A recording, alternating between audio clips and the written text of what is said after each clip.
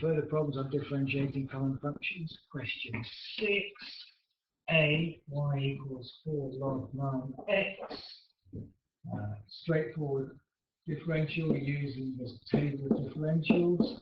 Differential of log 9x is just 1 over x. The 9 disappears. So the 4 outside stays and we get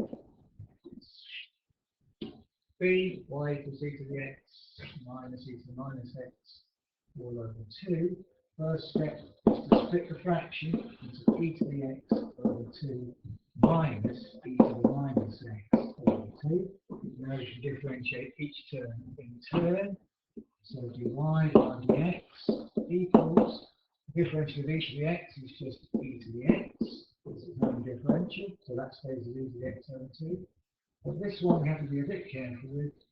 Minus 1 in front of the x inside, it's like e to the minus 1x. So the minus 1 comes down, and then the power stays the same over 2, which means we get a minus minus, this gives us a plus. So we get e to the x over 2 plus e to the minus x over 2. And now we can finally combine those two fractions together, common denominator of 2, so e to the x plus e to the minus x all over 2. So dy by dx equals e to the x plus e to the minus x all over 2. Part C, again, the idea here is to split this fraction into its two parts and differentiate each term separately. So first step, y equals 1 over x minus the square root of x over x. Algebraically, we can play around with this.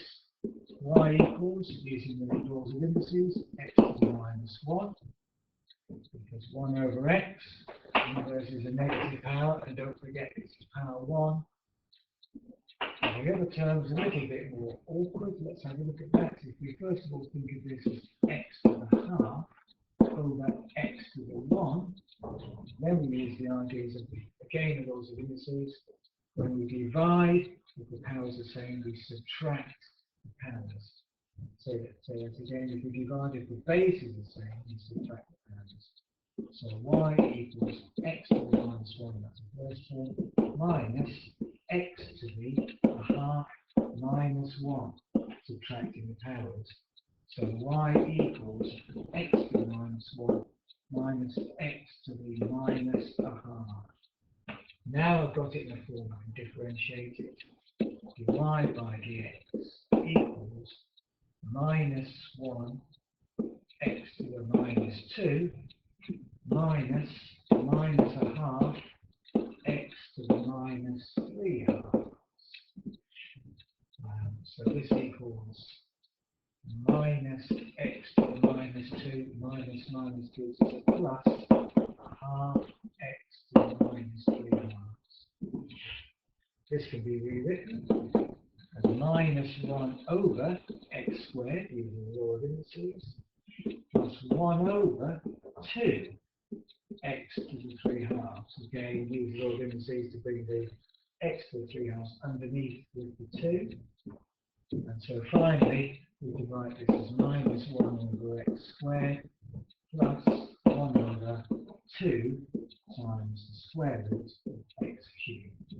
Probably more convenient to write it the other way around, so dy by dx finally equals 1 over 2 times the square root of x cubed minus 1 over